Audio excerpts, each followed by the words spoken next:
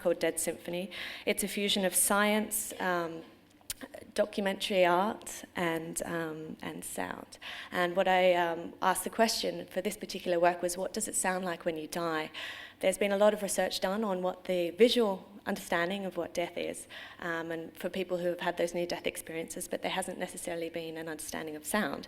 So I went for 2 years, I traversed the world and talked to people from different religious, spiritual backgrounds, people who had had these near-death experiences, and I talked to them about what they heard, and what I found out was that a lot of people hear this incredibly beautiful music.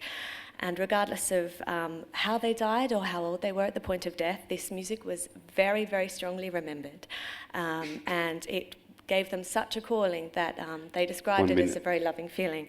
So I managed to talk to these people and chart out all of their music into little sonic pieces, and then I worked with a chamber ensemble, and this work was then composed into a symphony.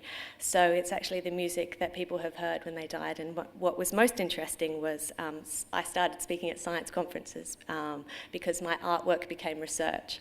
And this work is called Dead Symphony, and it's performed by the Apartment House in the UK, and that is an example of my work, and I don't have to drink Bundaberg rum. Yay!